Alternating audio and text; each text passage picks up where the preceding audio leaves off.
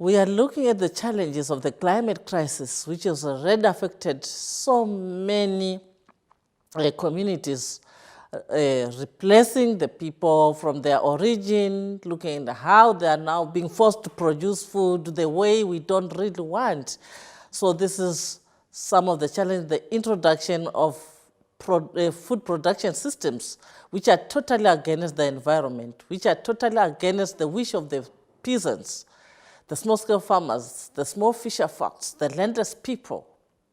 So it is a very big challenge which we are facing right now, and also we are looking at the issues of the introduction of these GMO seeds. Yet we are very much aware that at a global level, each and every community has its own indigenous seeds which they've been using for ages and ages. So it is another challenge where we are facing this introduction of these GMO seeds. And now we are also looking at these policies which are bringing more of these transnational corporations, the multinational corporations, which are now imposing these agricultural policies which are totally not incorporating the will, the wishes, the likes of the peasants. As La Via Campesina, we are really more into fighting to bring back what belongs to us. What I mean by that is to have ownership on food production, seed production, all those issues I have been really talking about. We are also in a position to struggle for the right of the peasants, because when we look at the food production, who are the people who are really more into agriculture? These are the small-scale farmers, the peasants themselves, the fisher folks, the landless people, who are the majority, and especially women, who are the majority of food producers. So as La Via Campesina, we are more into bringing all these actors together so that we struggle together, we are united in fighting for justice, fighting for our rights in food production, in whatsoever we want to achieve. For us, as a global peasant movement, just hearing this decade of family farming, who are those family farmers? It's us, La Via Campesina, the peasants, the small livestock keepers, the fisher folks. We are the majority of the family farmers. And what are our expectations from the decade? Unless we are also part and parcel of the policy formulation process, the decade is not going to achieve anything. So it's an area where we really want to be part and parcel of policy formulation process at local, national, regional, and at a global level. The process should be coming from down to top.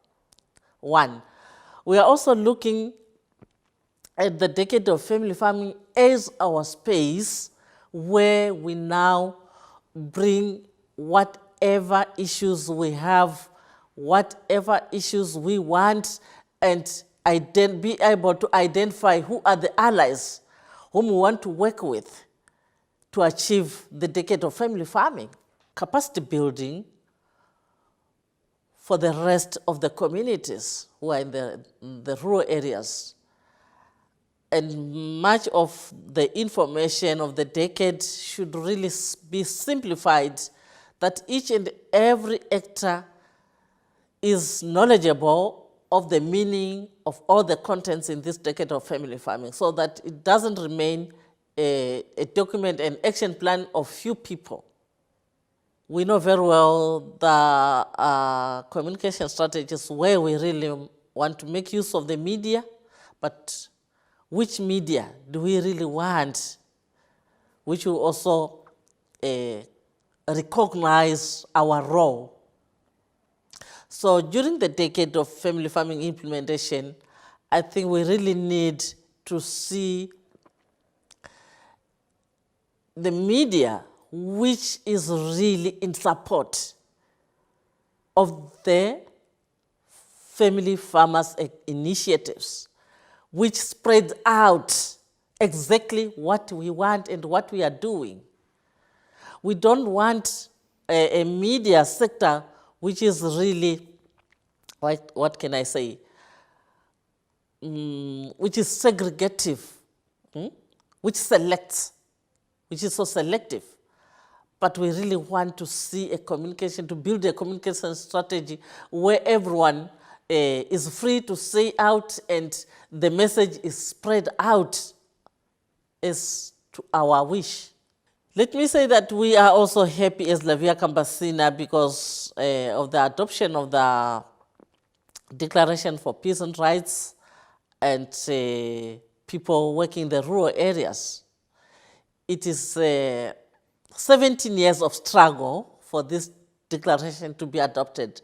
Now here comes the decade of family farming. We are so much embraced that I think without implementing the declaration of the peasant rights and people working in the rural areas, then the decade of family farming is not going to be achieved at all, because that is where we have spelled out the rights of the peasants, the rights of the landless people, the rights of the small livestock keepers, the indigenous people, what we are demanding, how we really want to change the world to a better world where everyone is free from hunger, from poverty, and where everyone is smiling and the environment is also back to normal.